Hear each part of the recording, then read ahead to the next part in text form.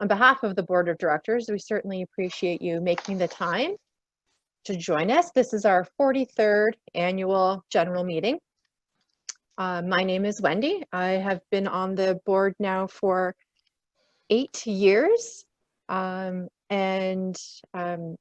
is a little bit of a special time. So Community Care Durham's uniqueness has always been in the difference that they make with their personal connections, with their clients and the community. So I know that on behalf of the whole board, we're really looking forward to resuming this in person.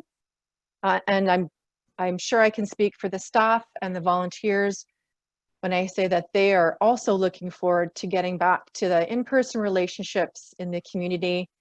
But everybody has been tremendously adaptable.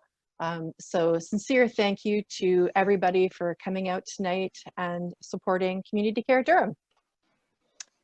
So I am pleased to welcome founding members, volunteers, members of the board, staff, friends, and a number of dignitaries, those including Mayor Debbie Bath Hayden from the Township of Brock, Mayor Don Mitchell from the town of Whitby, Lauren Coe, MPP from Whitby, Regional Councillor Rhonda Mulcahy from Whitby, Councillor Joanne Drum from Whitby, and Councillor Maliha Shahid from Whitby. So before we get going, there are a few housekeeping items to cover. As Leah mentioned, this is going to be recorded and will be posted on our website. So if you do not wish to have your image included, please make sure that your video is turned off. We appreciate you taking the time to review all the documents ahead of time, those on the website and that were emailed out to you, including the how-to vote on via Zoom and the telephone, which is also posted on our website. Oh, and it's up here right now. During the course of the meeting, we'll be presenting a number of motions for the members' consideration, and we'll be calling for those in favor and for those opposed.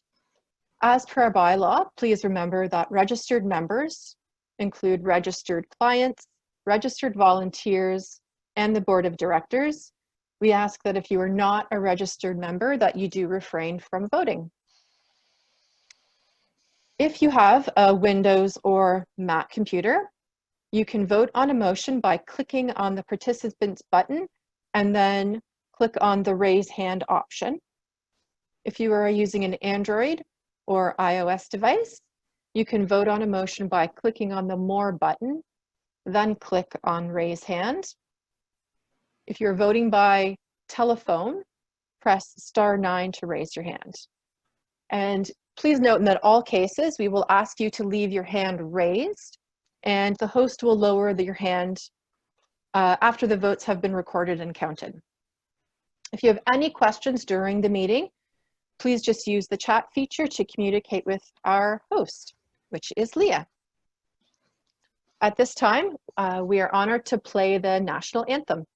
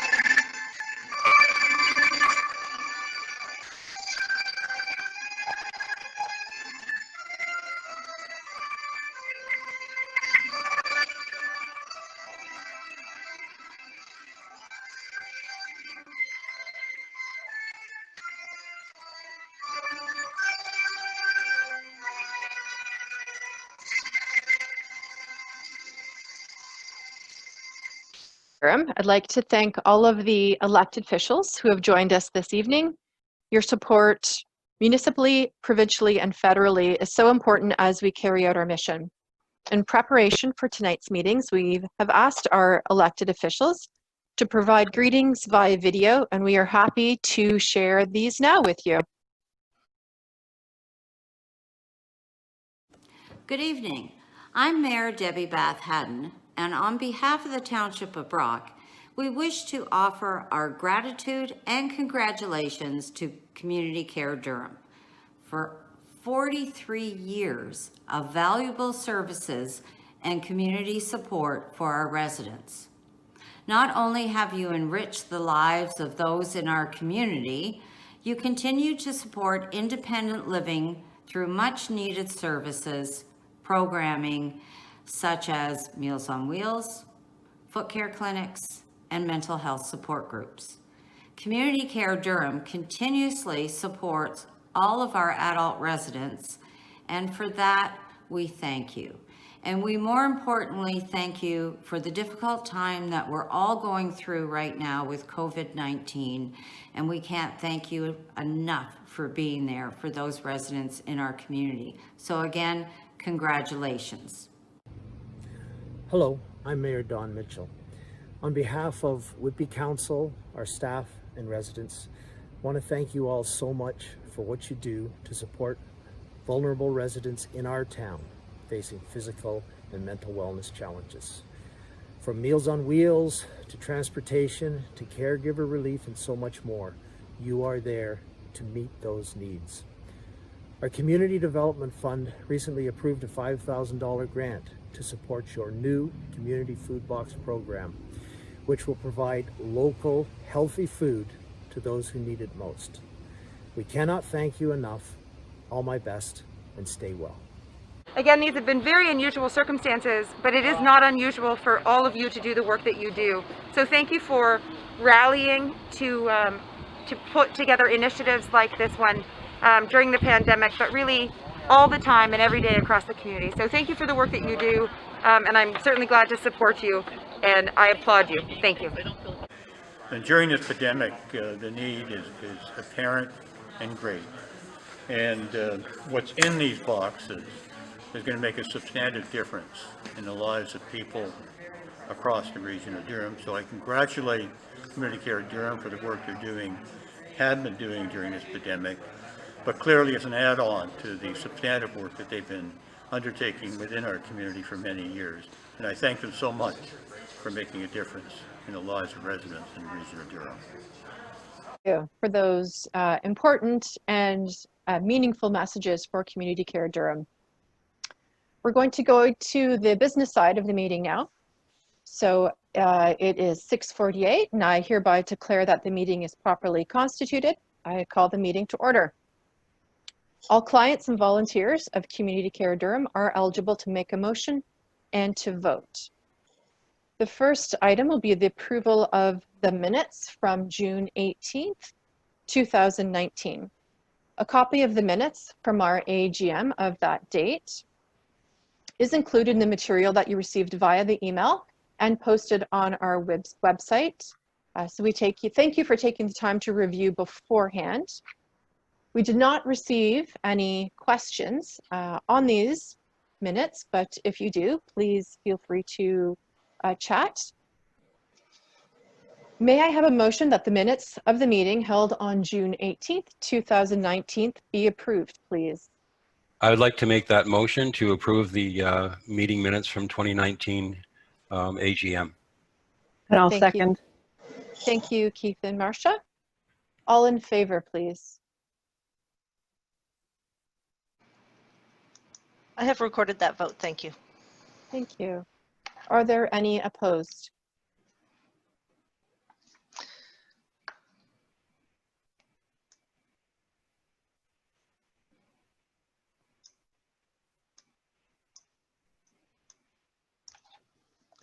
The motion has passed.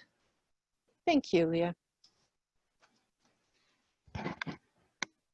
Next is our President and CEO's report. So our annual report contains the President of the Board of Directors, and the CEO's report for the fiscal year ended March 31st, 2020. I am happy to ask James, who is our truly dedicated CEO, to say a few words about some of the highlights in his report.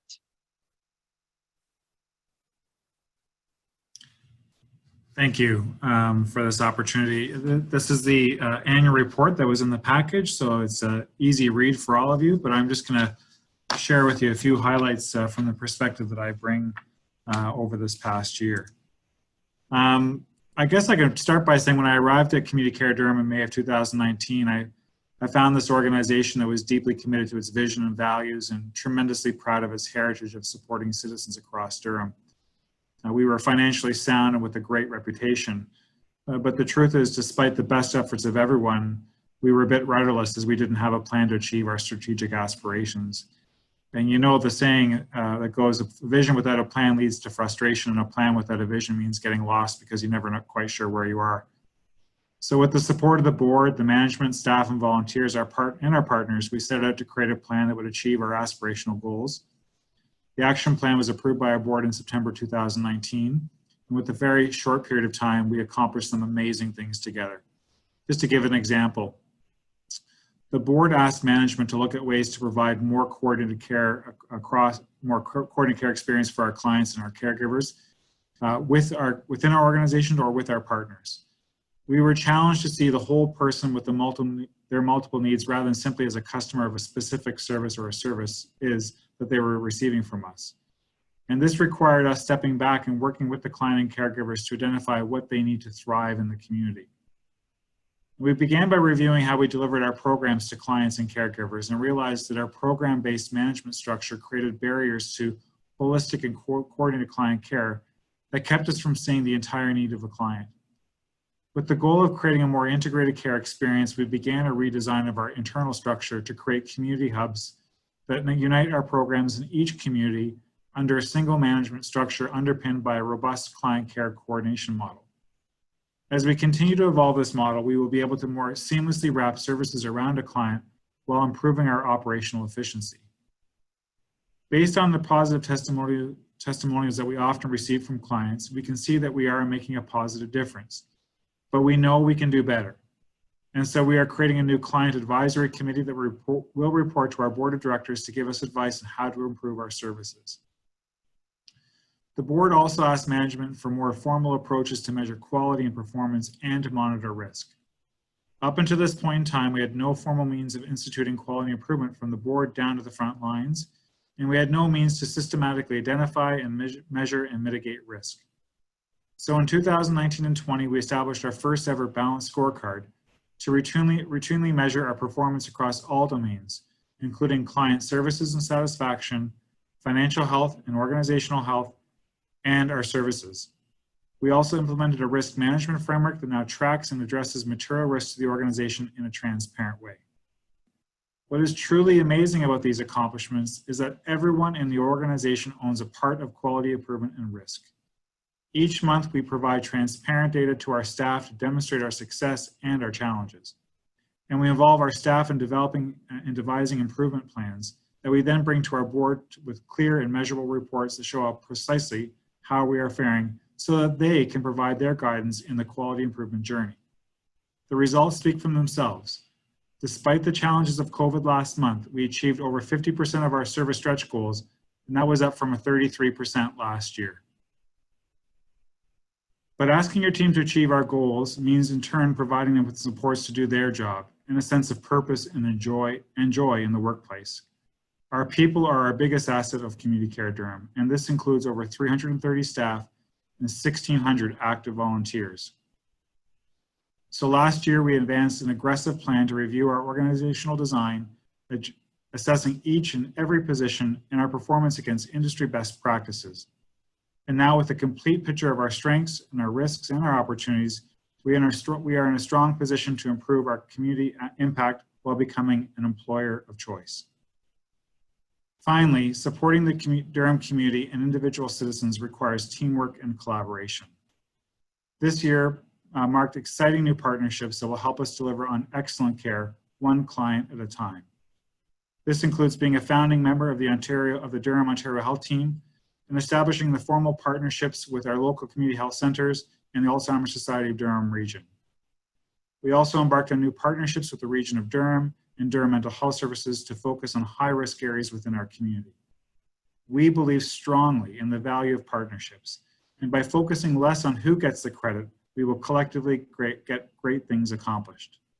In sum, board, we have finished this year in a strong organizational and financial and cultural position. It was these strengths that we built together that put us in a strong position to respond to the challenges of COVID-19 and that was declared the pandemic on March the 9th. I am proud of our team, as are you, and our accomplishments, and the dedication of our staff and our volunteers to our mission. But more so, I'm excited about the future that holds for all of us at Community Care Durham. So thank you.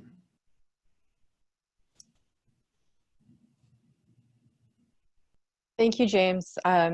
We, on behalf of the board, greatly appreciate how you've led us through the last few, especially the last few months of major changes and challenges, and really have done so with tremendous grace and putting the community first. And that is what we are incredibly proud of. So of both you and your team and the organization. So thank you.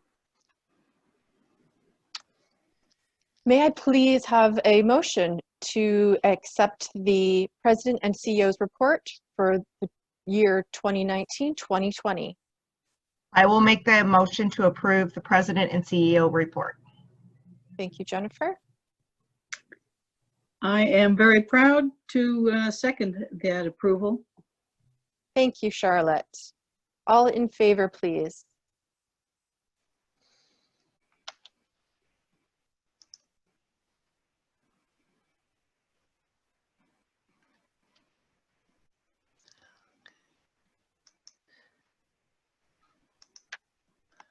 I have recorded that part.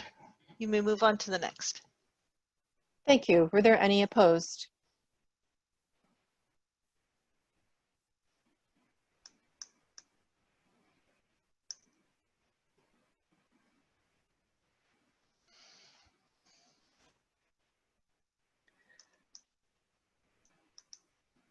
I have recorded that. It has carried. Thank you, Leah. The next item is the audited financial statements. The Board of Directors as a whole accepts responsibility for the financial statements of the organization. A summary of the audited financial statements for the fiscal year ended March 31st, 2020 is included on page 7 of the annual report. A copy of the detailed statements, including the auditor's report, is available on the website. May I have a motion that the audited financial statements for the fiscal year ended March 31st, 2020 be approved, please?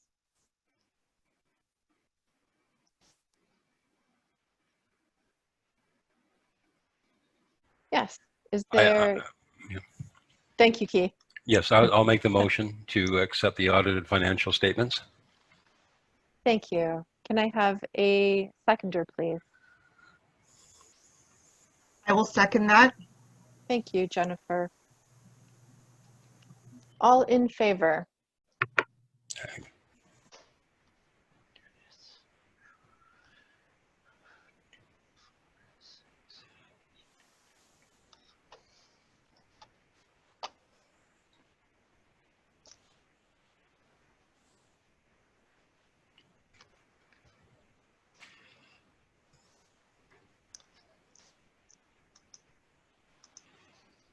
You may move on to the next. Thank you. Any opposed?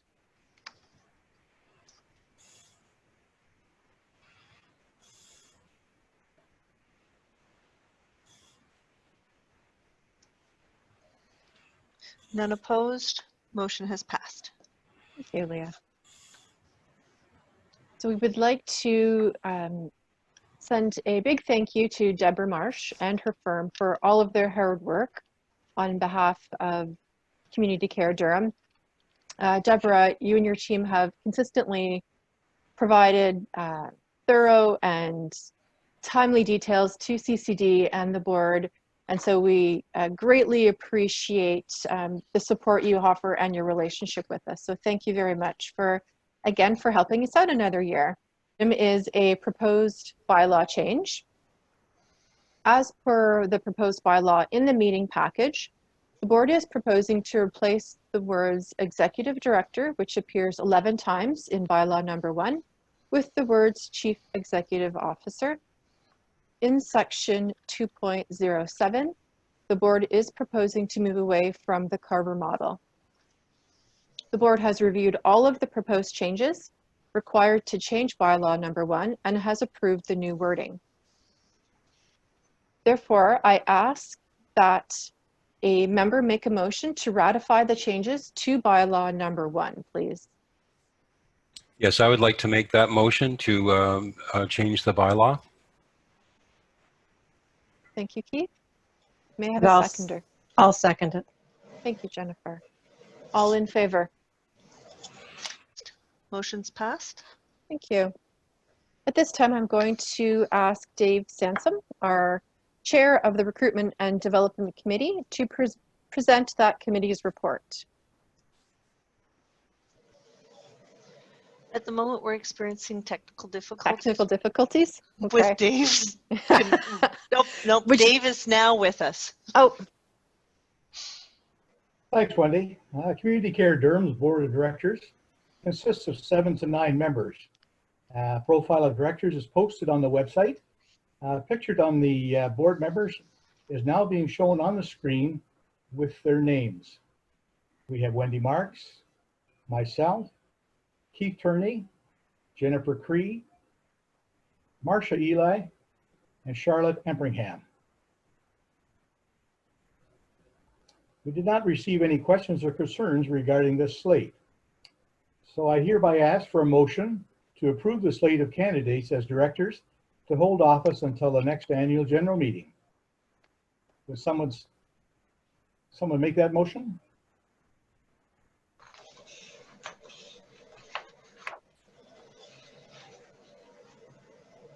Also move. And a seconder, please. It's Randy Flinsky. I'll second the motion. Thank you, Randy. All in favor?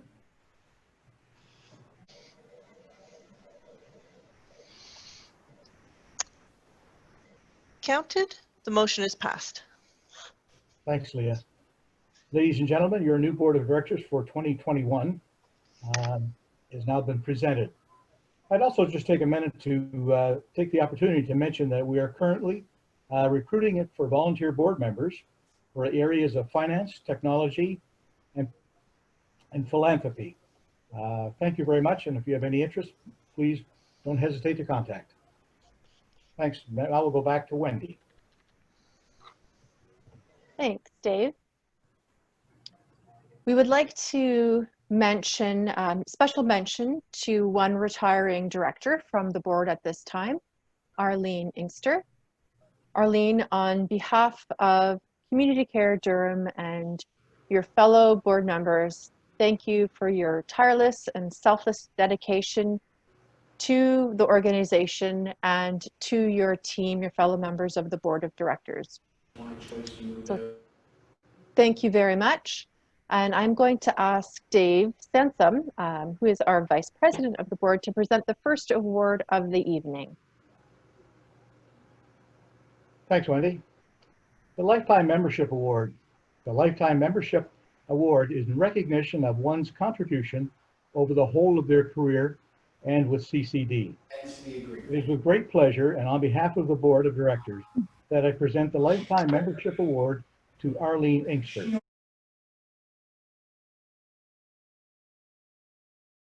Now back to Wendy. Thank you, Dave, and congratulations to Arlene. We thank you very much for your dedication to us. Our next award of the night is the Lynn Morrell Award. Each year, this award, the Lynn Morrell Award, is given to honor a volunteer who has shown outstanding commitment to the COPE mental health program. The COPE program managers nominate candidates for this award each year, and one exceptional volunteer is chosen. I would now like to invite you to watch this video as Angie DeVries presents this award. The COPE North Durham program was fortunate when Lori Schell applied for a volunteer position in July of 2018. Lori commenced her training with the COPE program in September of 2018 and successfully completed a 12-week training program in December of that year. Lori devotes her time weekly to 2 of our support groups in North Durham, including the Beaverton Depression and Stress Management Group and the Cannington Social and Wellness Support Group. The community of Cannington was able to establish its first COPE group in February 2019, thanks to Lori's willingness to volunteer as a co-facilitator in this pilot group. This group was successful due to Lori's creative efforts of establishing interactive and creative activities and building rapport with clients who face isolation in the community. With one client in particular, Lori was able to successfully build a rapport with this client who made little to no eye contact and exhibited trust issues due to past trauma. A year from now, this client actively engages within our support group and feels comfortable and safe expressing her creativity within the group. Without Lori, this group would not exist. This group receives commendable reviews from the Brock community, and we have Lori to thank. Not only does Lori devote her time weekly to these 2 groups, but spends much of her own time organizing projects for the group and sourcing creative materials. She exhibits such passion for the COPE program, and this has been shown in many ways. Earlier this year, Lori was able to connect the COPE program with staff at the Nourish and Develop Foundation in Cannington to establish a connection to better serve the community. She went above and beyond to work on a community needs assessment to establish the factors that affect residents of Cannington. From this, the COPE program and neighboring agencies will be able to establish programs and services to best fit the needs of the community. Lori has shown dedication, enthusiasm, commitment, and understanding of the needs of the community in the area of mental health. COPE is pleased to be a part of her education and the recipient of her compassionate volunteer services. Lori, congratulations, as Community Care Durham awards you with the Lynn Morale Award. We are so grateful to have you a part of our COPE program, supporting individuals in the community. Thank you for the time that you devote each week to our clients. Congratulations. Thank you, Angie, for your kind words and for nominating me for this award. This is the very first time that I've videoed myself for anything, and so I'm a little bit, it's a learning curve. I've figured out how to add Dropbox to my computer and get it all set up, and I watched a video on there for the first time. So this old dog can learn new tricks. However, I've prepared a response to help me along with this so that I had an opportunity to think through what I wanted to say and then get across what I wanted to say in response. So I hope that's all right. So again, thank you, Angie, and thank you to Community Care for nominating and for selecting me for this award. I'm very honored. I've only been involved with COPE for a couple of years now, since being brought into Community Care Durham by Kathleen Wells, who has since retired. I've been trained in the mental health facilitation, group facilitation with Derek Keene, and then been nominated by my supervisor, Angela DeVries. So, and I have to say, so much has happened since then. It really feels like much longer than 2 years. So almost immediately coming on board with Community Care, I decided that I wanted to learn more about mental health and social issues. And I went ahead and registered at Georgian College in Aurelia to study social work. A main focus of my studies has been on rural concerns, including social isolation, poverty, and of course mental wellness. I've since completed the program, and I'm now a social service worker, and I'm considering the option of carrying on to study for a degree in counseling psychology. My involvement with COPE has included co-facilitating a depression and anxiety support group in Beaverton, where I was fortunate to have the support of two longtime volunteers, Angela and Michael, to learn from. Then a year ago, I had an opportunity to develop and start a new social wellness support group in Cannington, where I co-facilitate with my supervisor, Angela. The current COVID-19 pandemic has temporarily thrown our support groups and members and volunteers and staff for a loop. However, we've all persevered and learned new skills and adjusted to phone groups and recently to video groups. I know that staff have scrambled and worked hard to help us all with this transition, and on behalf of our group members and our volunteers, I thank everyone who's helped to make this happen. My own personal involvement since the end of our regular in-person group meetings has included an open call-in group on Wednesday mornings, my home group in Cannington in the afternoons, and one-on-one check-in calls with a number of COPE members. I'd like to take this opportunity to say that our phone groups and check-in calls have been a lifeline for many people in self-isolation who have suffered as a result of being cut off from many of their regular supports. Addictions meetings, social gatherings and lunches, medical appointments and mental health supports, as well as being cut off from work colleagues, family and friends, has had a huge impact on those that depend on any or all of these supports for their mental wellness. Up here in the north, we have further challenges to cope with, such as sketchy internet service, of which I'm one, little to no public transit, and being geographically far enough from towns and services, including doctors, hospitals, and COVID-19 testing centers. I've seen how these things can contribute to isolation and exacerbate fear, worry, and mental health decline. And it's important to recognize just how vital the work we do has been, and especially at this time. So thank you again for choosing me for this award, and thank you all to the staff and the volunteers for caring for our communities. Thank you very much. Thank you. Please join me in congratulating Lori Jane on this important award. Thank you for everything. Our next award, oh, do we have hands up? Oh, you're clapping. The next award is the Brent Farr Award.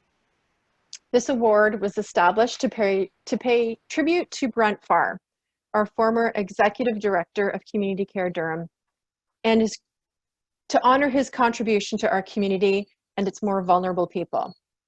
Community Care Durham's Board of Directors has approved this award to be available on an annual basis to a deserving student based on merit with a focus on community service. I now would like to ask Brent to present his award. Good evening. These are unprecedented times indeed. Constant, however, is the generosity and caring of many people around us, who lead by example through support to those in need. It is my pleasure to announce Claire Cardle as the recipient of the 2020 Brent Farr Award on behalf of CCD. Claire will be attending her first year at Durham College in September, taking the Protection, Security, and Investigation Diploma program. After the completion of her diploma, Claire hopes to obtain her bachelor's degree in criminology and justice. Claire has aspirations to become a police detective. Claire has been volunteering in her community since before she commenced high school. Her volunteer activities included camp counseling, assisting campers with special needs, and her participation in the Youth in Policing Initiative with Durham Regional Police, where she assisted, for example, with the Ontario Para-Sport Games and the Special Olympics basketball tournament.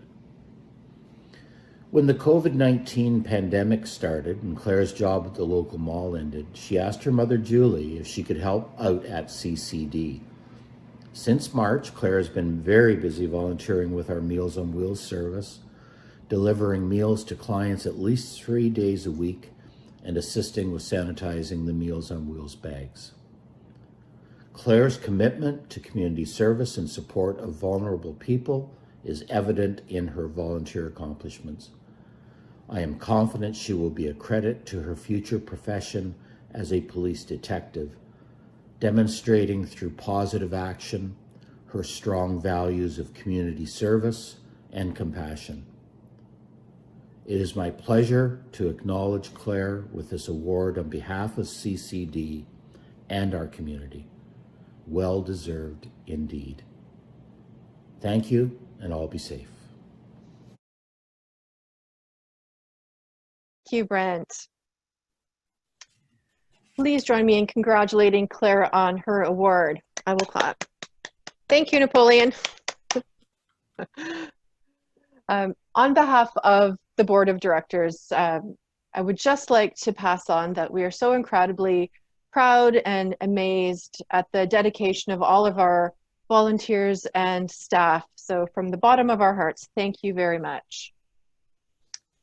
I'm now going to ask James, our CEO, to present the Corporate Leadership Award and the Community Service Recognition Award. I'd be happy to do that, Wendy, but I do see that we have Arlene on the line. And I know we missed having her acknowledge her award. So perhaps we can ask the moderators to see if Arlene can say a few words, at least to say hi to Arlene. Perfect. Hi, Arlene. Hi, how are you? Fine. Oh, We missed your, we gave recognition to you, but you were unable to hear us. So we're turning back to you for a moment. Okay, so you'd like me to say a few words? We'd love to hear from you, Arlene. A sincere thank you for presenting me with this award. It's an amazing honor, and I'm deeply humbled by that. As I was involved in Community Care Durham, the one thing that struck me was the dedication and the caring demonstrated by the staff and the volunteers, and the continuous improvement that has happened in that organization. And personally, I feel that there are exciting times ahead, and community care has accomplished a lot in the past, but there are better things to come, and continued success to all of you. And I missed you terribly. Thank you. Thank you, Arlene. And you missed us all giving you a round of applause beforehand, so congratulations. I'm going to now turn to the next award, and this is the Community Services Recognition Award for the evening. So this award was established to recognize an exemplary not-for-profit organization that has provided to Community Care Durham either a financial contribution and or a donation of time by its members, or has otherwise distinguished itself in support of Community Care Durham's services to clients. We are very honored today to present this award to the Alzheimer's Society of Durham Region. Together, we have partnered with the Promotion of Alzheimer's Society Durham Region's Blue Umbrella Program that will provide local businesses and organizations in Durham Region with education about dementia in general, and to provide strategies for good customer service to people living with dementia. This is coupled with leveraging Alzheimer's Society of Durham Region's caregiver education and group supports, and Community Care Durham providing locations for these activities. In exchange, the Alzheimer's Society of Durham Region has provided training around dementia for our volunteers, our office staff, our personal support workers, and our ongoing ADP, Adult Day Program staff training on dementia. We have also shared other kinds of training for staff, and most recently work on diversity and on privacy. Together, we have delivered agency education to local community groups, the Local Health Integration Network, and Lake Ridge Health staff. Both organizations have also teamed up with CARIA and Brock CHC to form a partnership that, among other objectives, will seek to leverage our capacity and expertise To that end, Alzheimer's Society of Durham Region provided a letter of support to Community Care Durham for the funding of an accessible vehicle, some of which that vehicle will be used to support the clients of ASDR to access their programs. It is our pleasure to present Alzheimer's Society of Durham Region with the Community Services Recognition Award. And I would like to invite Denise Newton, who's been a great partner and advocate alongside me and my team, to say a few words. Thank you, James, so much for this honor. Just as CCD's vision is on supporting people to live at home, so is ASDR's. As partners, we're committed to delivering service that is responsive, compassionate, and reflective of the needs in Durham Region. And at the Alzheimer's Society, we are so thankful for partnerships that have been developed in the community, including the work that we've been able to do with Community Care Durham. No one agency can do it alone, but all of us working together with a common vision allow us to provide the level of care that our community residents need and deserve. And on behalf of the board of directors and the staff at the Alzheimer's Society of Durham Region, we are very grateful for this recognition, and we look forward to our continued partnership in the future. And in your earlier words, James, we will get great things accomplished. So thank you very much. Thank you, Denise.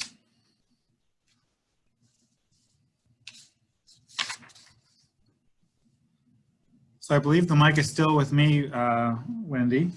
And now I get to the pleasure to present the next award of the evening, which is the Corporate Leadership Award.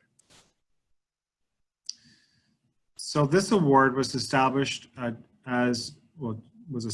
reward an exemplary corporate sponsor who has provided to Community Care Durham either a financial contribution or a donation of time by its employees, either inside or outside of working hours, or has otherwise distinguished itself in support of Community Care Durham services to clients. We are very honored today to present this award to Durham College. Durham College and Community Care Durham have a long-standing relationship in many traditional ways a non-for-profit and community college would expect. They have regularly provided placement students in our adult day program, both personal support workers and registered practical nurses. They provide social service worker students in our COPE program and their School of Nursing, and occasionally they've also provided students to us from their business school. Most recently, and those of you who know me know that I love their Center for Food and their bistro. But most recently, their Center for Food has joined our organization in helping us get our community food box program off the ground. Not only did they help launch the community food box with a generous donation of food as the school was closing at the time of the pandemic, but their gardens continue to provide fresh herbs and produce for the weekly food boxes. And I can just say that the smell of basil in this office is quite pungent and wonderful. And I wish I could bring my blender to make some pesto sauce with it, but it's all going to our clients. I'm also looking forward to our ongoing work with Durham College as we expand on our opportunities for collaboration. So it's my pleasure to present this award to Durham College, and I'd like to invite Don Lavisa to say a few words, please. Well, thank you very much, James. You know, at a time when we can always use some good news and more than usual, it's a real pleasure to be here tonight to celebrate and reflect on the long-standing relationship that we have Durham College with the Community Care Durham.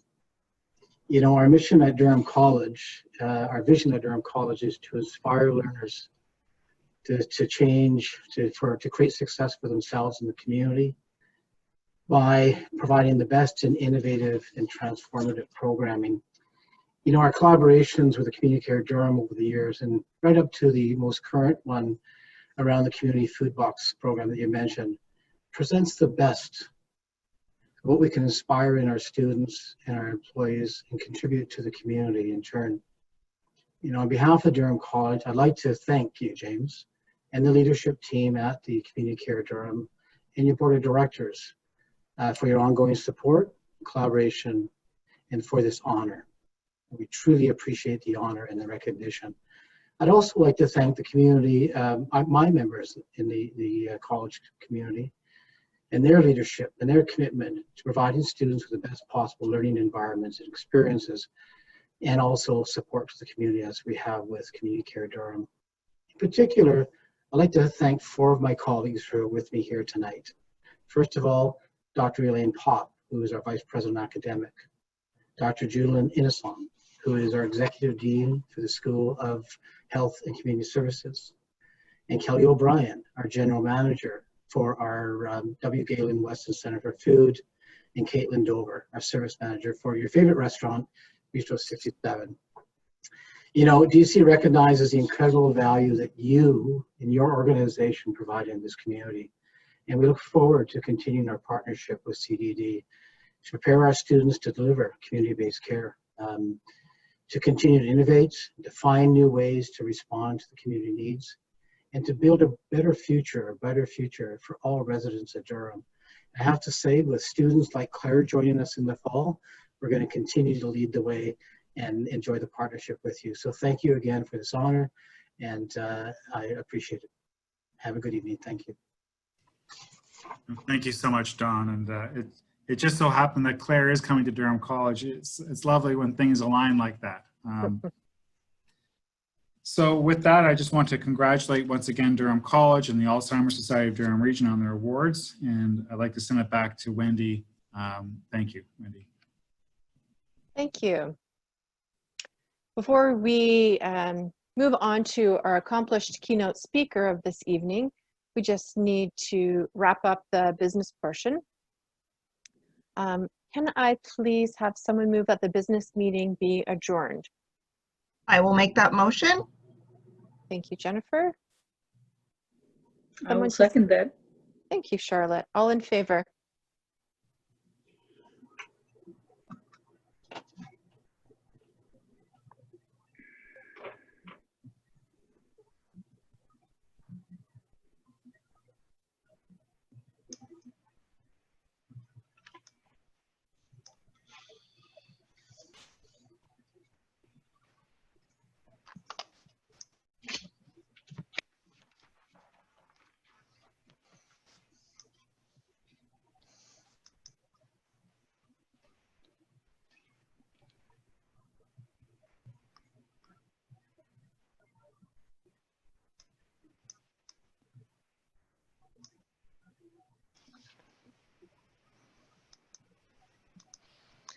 Votes have been counted. You may move on. Thank you. Any opposed?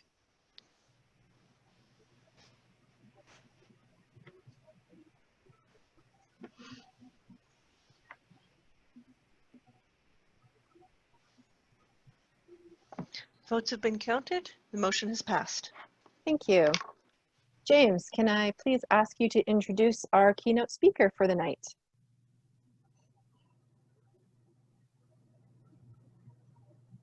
Great. And I just have to say that, congratulations to our organizers, because we're right on time, even though we started 8 minutes late. So we're actually a minute ahead of schedule, which is fantastic. So well done, team. It's my pleasure now to introduce a longstanding friend and colleague, Kelly Kay, to you this evening. So Kelly is an experienced healthcare professional bringing more than 25 years of health system experience to her role as the executive director for the Central East Seniors Care Network.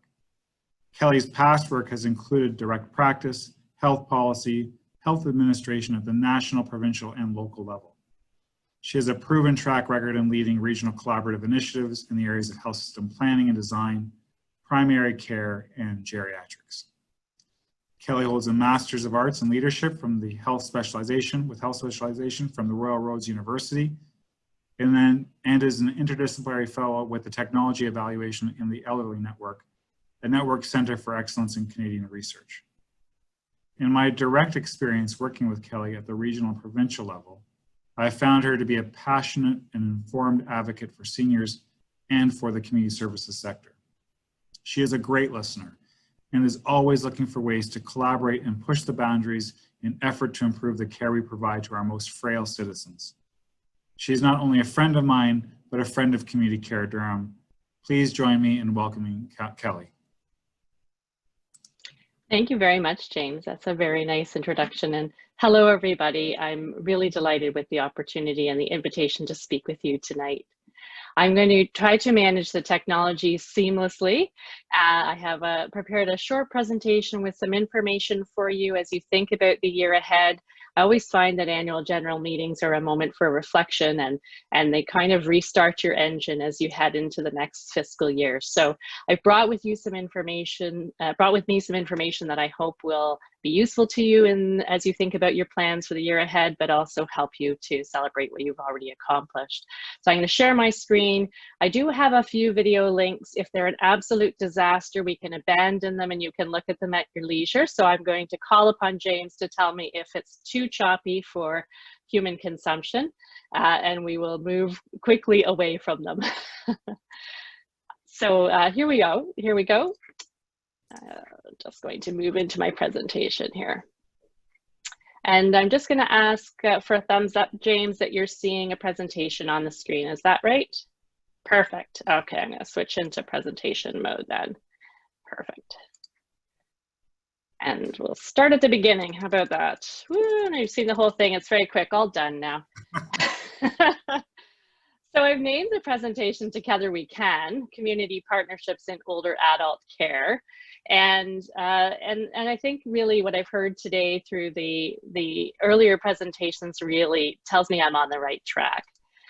First, let me give you a bit of an introduction. You've heard that I'm the Executive Director of Seniors Care Network. I'm also, that's a local entity that coordinates specialized geriatric services. And I'll tell you a little bit more in a moment about what that means. Those services operate in the Central East region, and that's an area that stretches from Scarborough to Haliburton to Campbellford and south to the lake. I'm also at the same time the executive director of a new provincial geriatric leadership office, so a similar entity that functions at a provincial level. So I have the chance to sort of see the landscape from both a provincial and a local level. But even more important to me than that are some things that I think bring me closer to the work of CCD. I'm an avid kayaker. This is the front view of my kayak. And I'm also a mom, a wife, a sister, and a daughter of two parents living in Durham region, one of whom has used the services of Community Care Durham. So I know firsthand the difference that you make. And I really want to just start by saying thank you very much. So I want to talk a little bit about the population that I'm going to focus on and where our services, where specialized geriatrics spends most of their time. You can see here that there's the population of all older adults, often considered to be the people over the age of 65. But the focus that we take in the field that I work in is older adults and their caregivers living with complex health needs in Ontario. I've given you a little bit of information here about the people in Durham region. In Durham region, when we looked at the census last, there were about 92,000 older adults over the age of 65 in Durham region. And of these, we've estimated using a particular index for estimating that about 22,000 live with frailty or complex health needs. And I'll tell you a little bit more about what I mean by frailty. So drawing from the Canadian Frailty Network, and you heard in the introduction that I had done a fellowship with what was called Technology Evaluation in the Elderly Network. That became that was the precursor to the Canadian Frailty Network. And they've done a lot of work in thinking about what frailty means to older adults and how older adults can, even despite frailty, can continue to participate both in the healthcare system and in their own healthcare. So frailty, quickly defined, is a medical condition of reduced function and health in older adults. Inactivity, poor nutrition, social isolation or loneliness, and multiple medications contribute to frailty. And I just want to stop there for a second, because don't those sound pretty familiar in this time of social distancing during COVID? Maybe I won't ask for a show of hands, but I suspect that some of that might apply to some of us on the call tonight as we think about our own time in our own homes.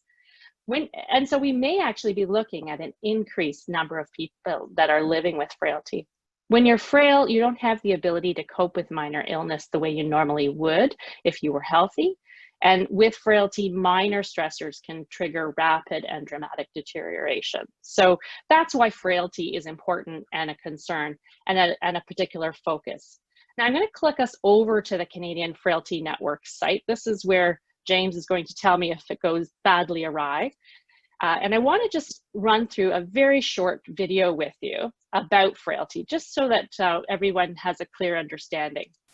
For some, frailty can feel like a label that is embarrassing or shameful. Many people think that frailty only happens near the end of life and that there is nothing you can do about it. The truth is, frailty does put you at risk for health problems like falls, which can affect your independence. People with frailty may also experience difficulties with memory, thinking clearly, or their emotional and mental wellness. But the good news is, you have some control and the chance to lower your risk. Think of frailty as a continuum or path. Frailty can begin with small changes that you don't notice, and then get worse. These changes can build up like a heavy load, making your journey along the path more difficult. It is possible to move further into frailty or back towards good health. And though frailty is more common as you get older, it can still affect younger people. In some cases, you can actually prevent frailty or at least lower the risk. The key is to detect frailty early, before it starts to cause problems that you notice. There are many different ways to recognize frailty, such as struggling to open a jar or carry heavy groceries, stand up after you have sat down, cross the street quickly enough, or complete tasks without frequently needing to stop to rest in the middle, or if you lose weight without meaning to. There are many steps you can take to reduce your risk of frailty or lighten your frailty load. The choices you make matter. There are some healthy habits everyone can adopt, such as doing exercises that improve your strength and fitness, eating a nutritious diet, getting enough vitamin D, and having your doctor or pharmacist regularly check your medications. Even the smallest change can help. Having a strong support network can also help improve your well-being and ability to prevent or reduce frailty. Find a healthcare provider that you can talk to about testing for frailty. Add to your list of family, friends, or neighbors who can support you. Find and take advantage of the range of services available to help you fight frailty.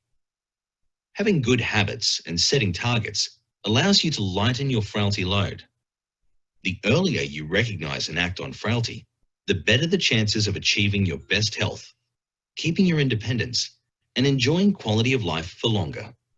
We're all on the same journey, but there are many choices that can make the road easier. Every step you take can make a difference. Right, we'll just go back to the presentation. Thank you. Glad that worked.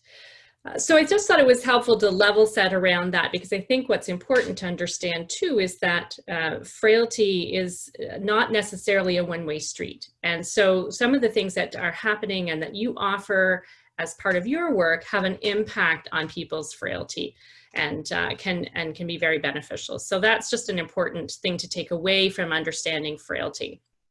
So we also know that people who live with frailty are more susceptible to large declines, more likely to be hospitalized, need long-term care, or die. And people who are frail have usually have 3 or more of 5 symptoms that often come together, such as intentional weight loss, muscle loss, and other things that you saw mentioned in the short video. So that's where specialized geriatric services come in. Earlier, I talked about specialized geriatric services. I said that our responsibility as an organization was to coordinate those services.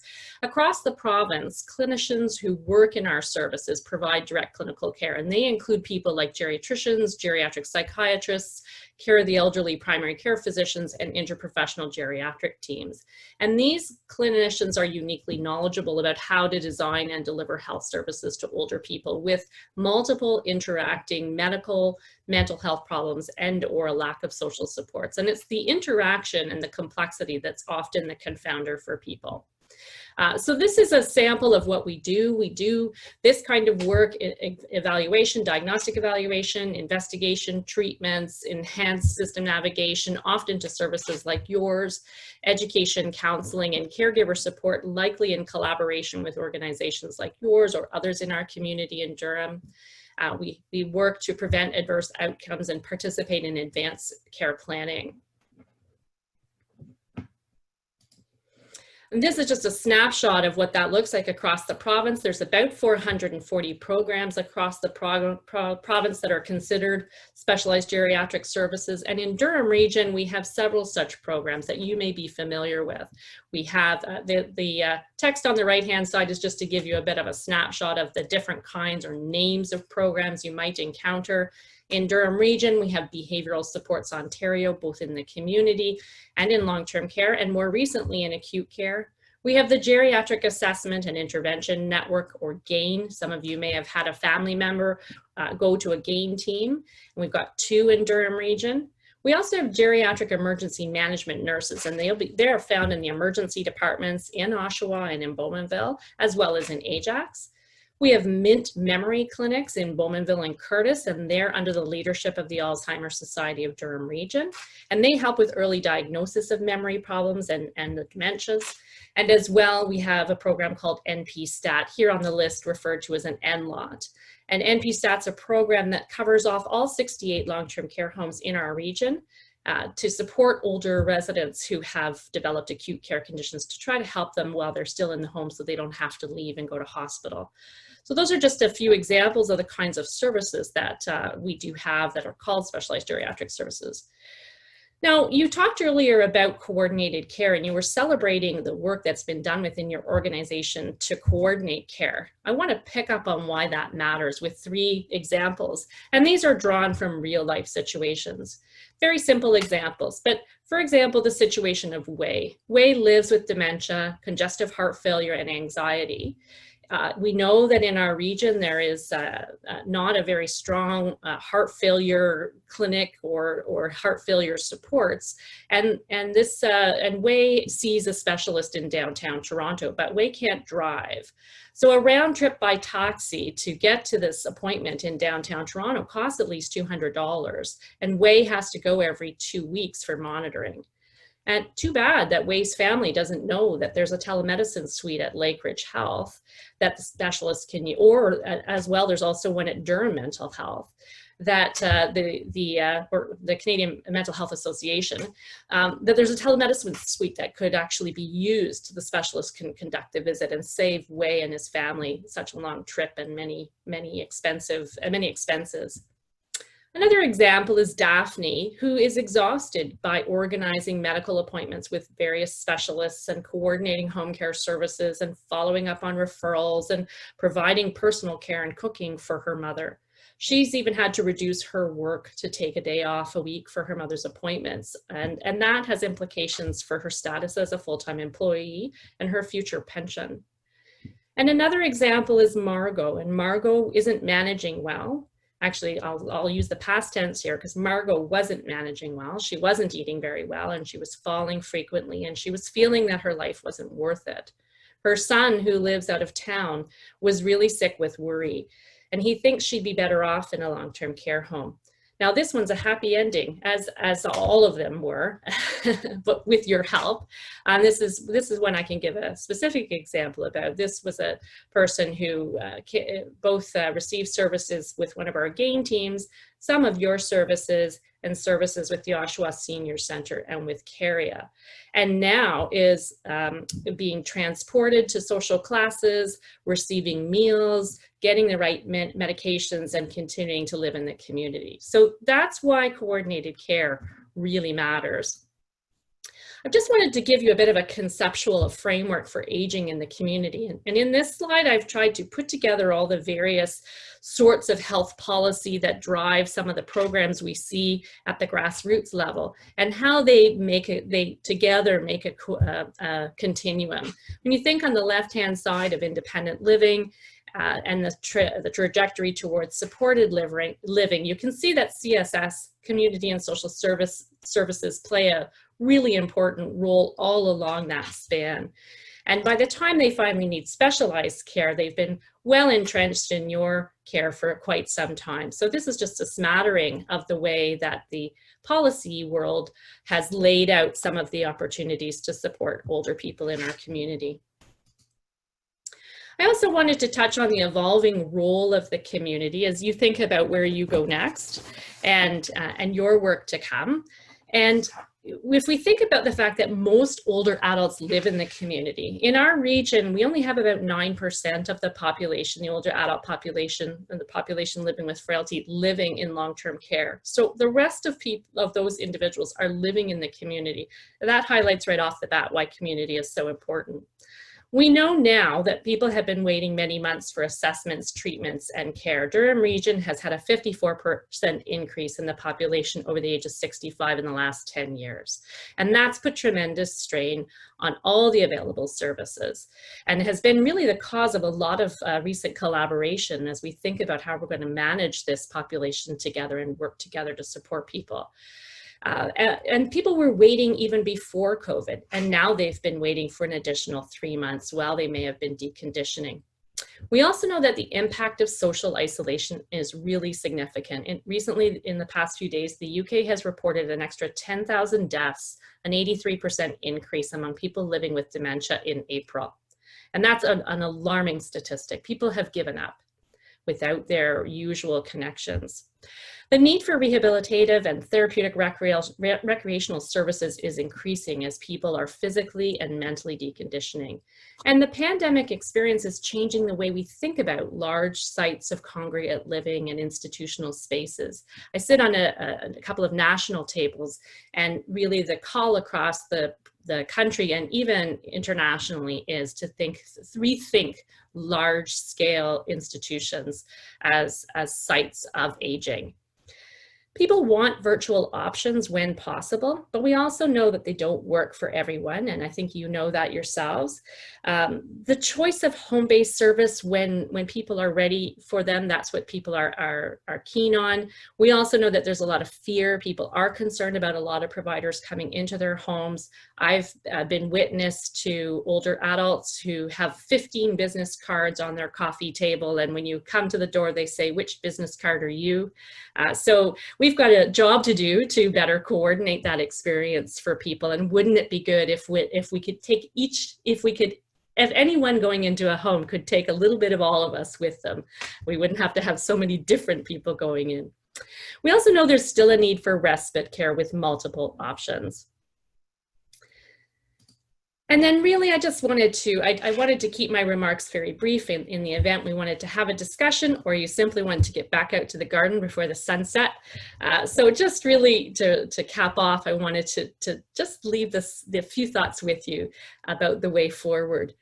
Many of the recommendations we make in geriatric services depend on community services to implement. So we do a lot of work to determine what it might take to sustain somebody, but you do a lot of the work to really sustain people. So we might talk about a person being able to benefit from adult day programs. You actually deliver them.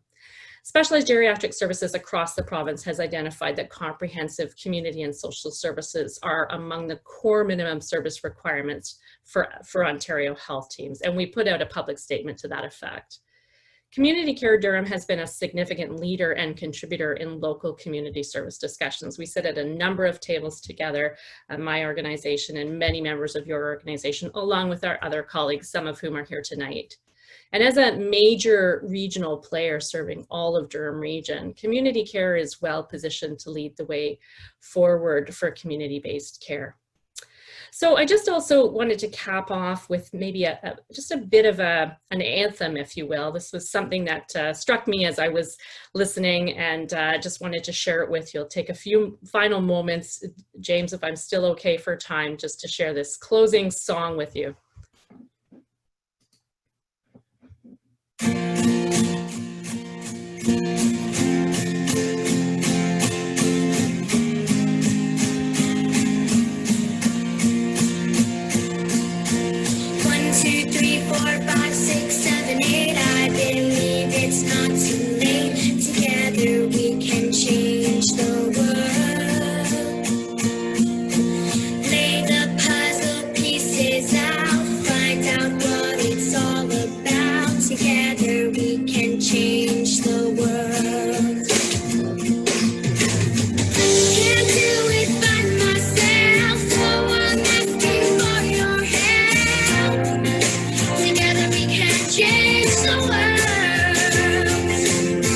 Sail past where it's been charted.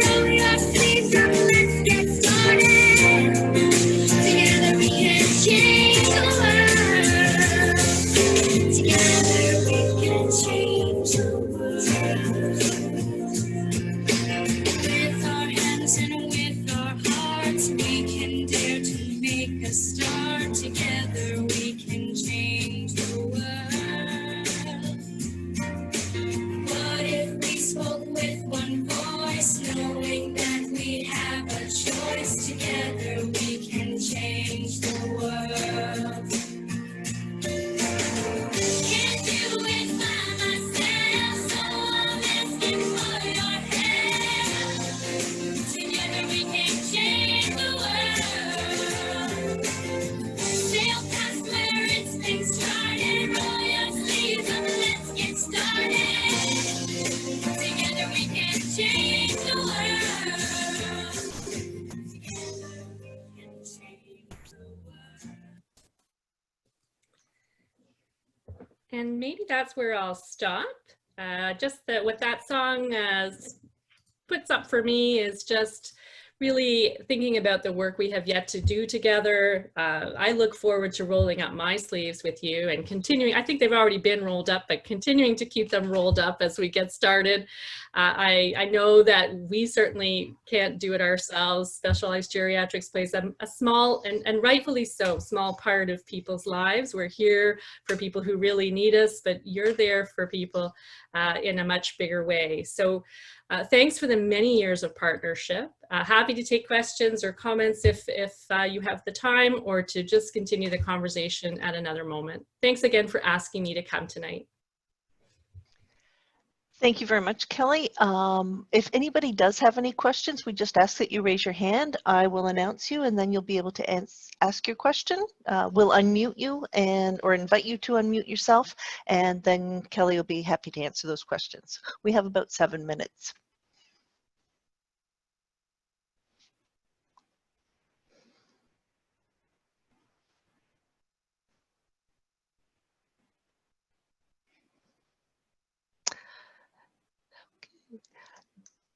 James, go right ahead.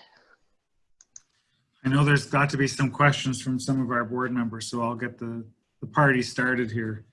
You know, Kelly, as I look what's happening across it's not just Durham region, but across the province, across the nation, across the globe, around alternatives to aging in the community, what I have noted is that the complexity of our population, of our clients, is increasing significantly than it was 10 years ago. The clients that we serve today are not the clients that we served 10 years ago. They were in an institutional setting, most of them. When you think about, you know, as our community support services organization, where do you think we should be looking to partner with to help kind of address some of those complexities of our clients? So do you have any suggestions of where are the best places to start? I think it's a very good question, James. And I think for an organization like yours, I think we've seen some benefit to having conversations with health as well. Although I think there's some cautiousness to be sort of, you know, approaching the health community and working with the health community around the older adult population. I think we have to think through that very carefully, because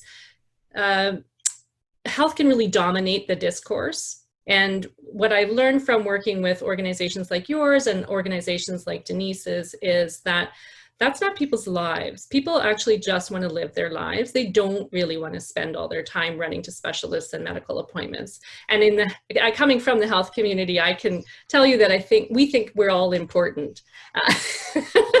But in the lives of people do want to just get on with their lives. And I think that's a focus that you bring in collaboration with others that's really important to maintain and to lead and to remind people in the health community that it is about people's lives. It is about them being able to dance at their daughter's wedding, to have their dogs, to enjoy nature, and to do the many things that make them them. And some of the social and recreational programming that you do is the only place it's happening in the community. So it's more than just keeping people at home, it's keeping people living at home. And I think you play an important role in doing that. So in collaboration with health services, absolutely, that's a place to look. I think there's a real tension that you face between the kinds of services that you used to offer and the kinds of services you're being called on to offer. And sometimes there's a tension there because you may have to respond to the needs in a group that may not satisfy everybody. And thinking through some of that is difficult, but we're happy to work through that with you. Thank you. I see we have a question from Heather Kiley. Maybe we can unmute her mic, please. Hi. As a volunteer with Community Care, it's been a great venture for me. I absolutely love doing my job as a driver as well as home helper. My background is an ECE. You had mentioned about respite care. I cannot help but ask this question because I have been approached by my clients requesting respite care or making inquiries as to when this will be become available for their families because they are in dire need of this. And it really struck a note with me since I also have a child at home that does get respite care. And I do feel personally that there is a need out there. Mm-hmm. I think you're absolutely right. I think one thing we know is that there has been a decline in the number of respite beds in our region, and that's something that we need to be looking at together to understand, because that's been putting pressure on the adult day program system to start to be the replacement for respite. And yet we don't know when adult day programs will reopen. I just want to correct myself there. Adult day programs already offer respite, but what they're being called upon to do now that they weren't before is offer overnight and weekend respite, which had traditionally been offered in long-term care. So we're seeing a shifting of the responsibility for respite. We also don't know how it's going to unfold in the new world and when things will restart. We have heard about some organizations that have taken their teams that traditionally offer in congregate manner adult day programs and have actually gone into people's homes for periods of time to offer support. That may not be sustainable in the long term. So I do think the question's outstanding about how that's going to look. But I think you have a good handle with your experience in talking to people in your volunteer role about what people are asking for, and people are asking for respite. And the many efforts that people have been delivering via virtual means only go so far. They've been tremendously creative, but they only go so far when somebody really needs a break. So I don't have an answer for you yet, Heather, but I think your perspective and your observations are right on the money. Yeah, may I just make maybe a suggestion or an idea that could be proposed at another later meeting? With my son, he has autism, so a respite care worker would actually come into our home and either take him out for outings, personal one-on-one kind of care for him. And it was so needed and really appreciated and changed my son's dynamic of his personality and everything else, as well as the family as a whole. Is this also something that possibly Community Care could look into? Because that was basically what my client had requested or made that inquiry as to if that was available through Community Care. I can pick up on that if you'd like. We do offer respite. And in fact, interestingly enough, it was an area where our numbers weren't really hitting our mark where we expected our volumes to be because people don't know enough about it. Our team has done some amazing work over the last years, and we were picking up a lot of steam and getting our respite hours up. And then unfortunately COVID-19 happened and people started to withdraw the demand for service because they were concerned about personal support workers. I'm just monitoring the numbers now, and those hours are going back up because I think people have hit a breaking point. Yeah. So what we're trying to do, I think, in our group is not look at respite as a standalone service, but how we bring it together with things like transportation, Meals on Wheels, so that we can not just offer the respite, but the other supports. And it's something I'll plant the seed with the board down the road that a home for respite care in our community might be the future of our organization, to provide overnight respite services on off-site facility from a home to give families a break and loved ones a break so they can take a vacation or take the time off at their cottage with their kids But that might be a future for us in the, down the road, and we're going to explore some of those options, hopefully this fall. That's wonderful news. Thank you. Yeah, Heather, well, we can follow up with you after the meeting.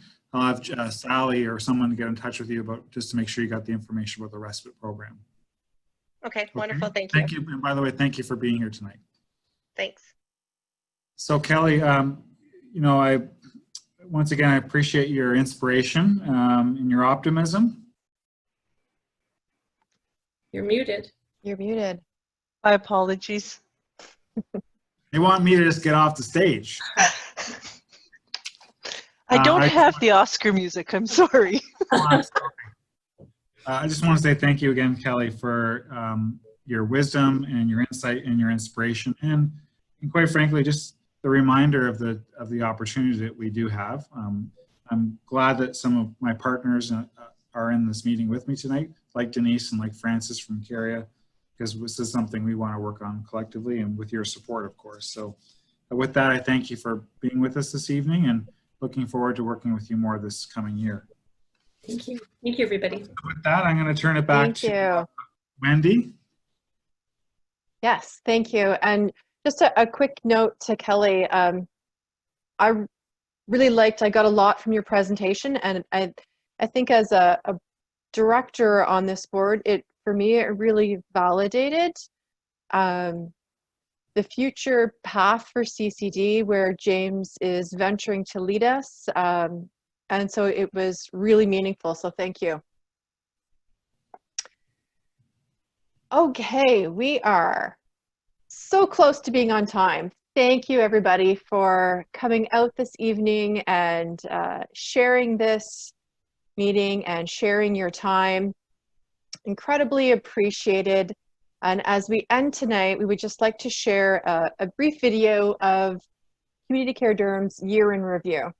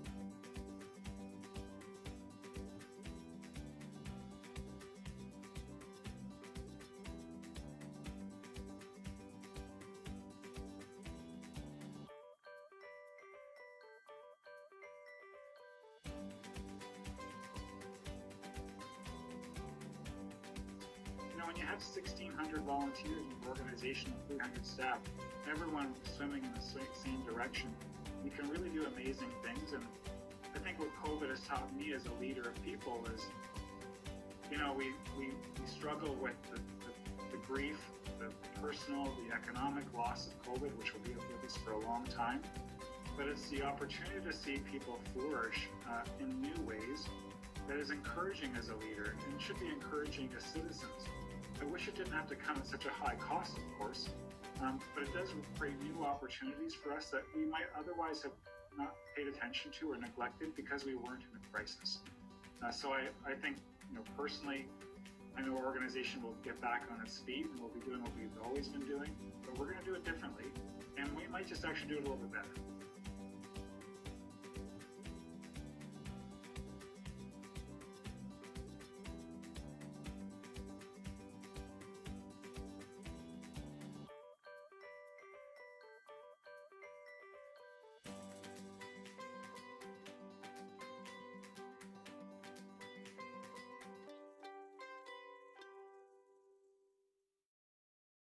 You for that.